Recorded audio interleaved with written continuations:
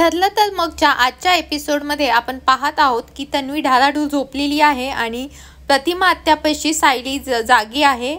आणि इकडे जे आहेत प्रतापराव आणि कल्पना म्हणतात की आपण एक्सपोला जायचं कॅन्सल करूयात. यावरती रविराजला आठवतं की ही खूप जास्त प्रतिष्ठित लोकांची कॉन्फरन्स आहे आणि तिथं त्यांनी गेलंच पाहिजे. आणि ते म्हणतात की तुम्ही रात्रीपासून इथं आलात ही खूप मोठी गोष्ट आहे.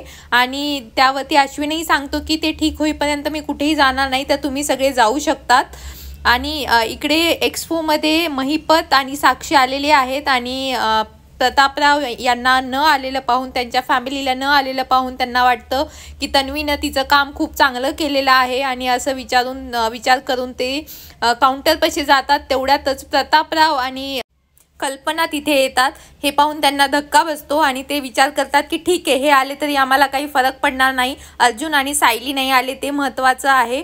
आणि असं म्हणून ते मुद्दाम त्यांना हिनवायला जातात. जवळ जाऊन त्यांना म्हणतात की नमस्कार प्रतापराव, तुम्ही आला तिथे बरं झालं, आम्हीही बिझनेसमॅन आहोत, तुम्हीही बिझनेसमॅन आहोत, आपण सगळे एकच आहोत. याच्यावरती प्रतापरावांना समजत नाही की या माणसाला कसं उत्तर द्यायचं, कारण त्यांना त्याच्याशी कसलीही वादावादी घालायची नसते. पण मुद्दाम महिपत त्यांना छेडत असतो आणि तेवढ्यातच अर्जुन येऊन त्यांना जो आहे हातात हात देतो आणि म्हणतो की थँक्यू वेलकम केल्याबद्दल, पण आता आमचा रस्ता सोडा. त्या दोघांना तिथं आलेलं बघून महिपतचे जे आहेत सगळे स्वप्न जे आहेत ते तुटले गेलेले असतात. तन्वीने जे त्यांना थांबवण्याचा जो पराक्रम केलेला असतो तो सफल फेल झालेला आहे हे त्यांना समजतं, पण ते तिथं तसं दाखवत नाहीत. आणि अर्जुन आणि सायली एटीमध्ये त्या दोघांना तिथून निघून जायला सांगून सगळे त्यांची फॅमिली जी आहे आतमध्ये जायला निघते.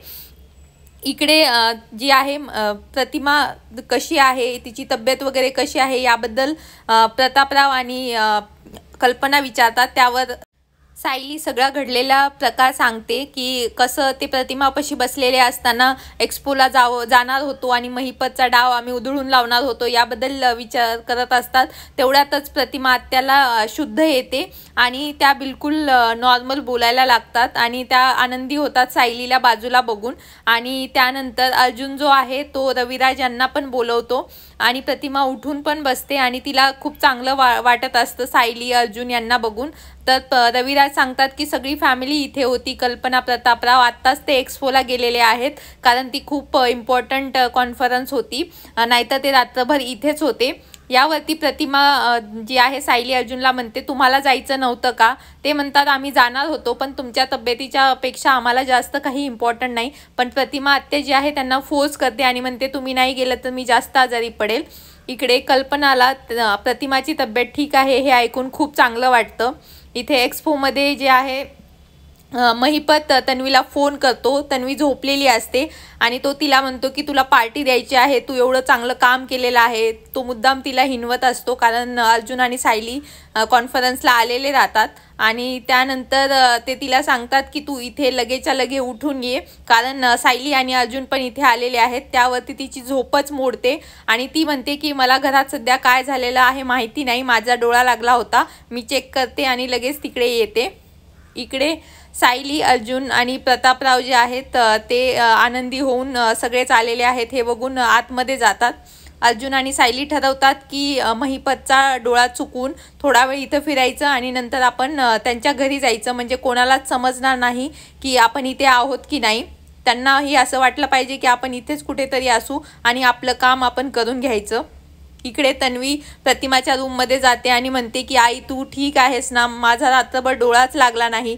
यावरती रविराज म्हणतात की सुमन तुझ्या रूममध्ये येऊन गेली आणि तू ढाराढूर झोपलेली होतीस. यावरती म्हणते की माझा डोळा सकाळी पहाटे लागला, मी रात्रभर जागीच होते. आणि त्यानंतर ती एक्सपोला जायचं म्हणते कारण आपल्याला पण इन्व्हाइट आलेला आहे आणि तिथे जर पूर्ण फॅमिली आपली दिसली नाही तर तिथली लोक विचार करतील की यांच्या घरी काहीतरी प्रॉब्लेम्स आहेत. पण रविराज म्हणतात की तुझ्या आईची तब्येत ठीक नसताना तिला गोळ्या औषध न देता तू एक्सपोला जाणार आहेस का?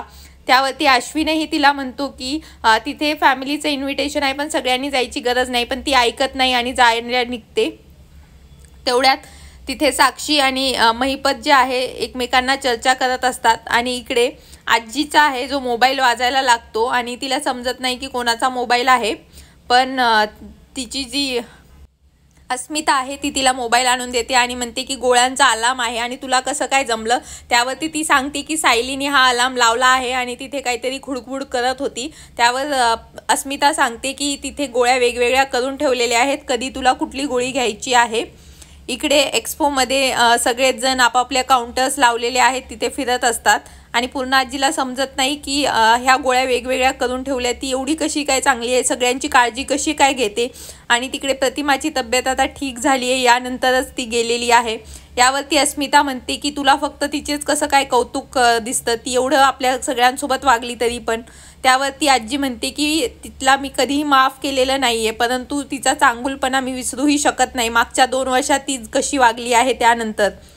इकडे जे आहे अर्जुन आणि सायली त्या पेंडंटबद्दल चर्चा करत असतात आणि अर्जुन इतर बायांचं सांगतो की बघ हा नेक घातल्यानंतर ते पेंडंट आतमध्ये ठेवलेलं आहे त्यामुळे दिसत नाही, काहींनी वेगळा नेक घातलेला आहे तरीसुद्धा दिसत आहे आणि ती लेडीजबद्दल बोलतो. यामुळे सायली त्याच्यावर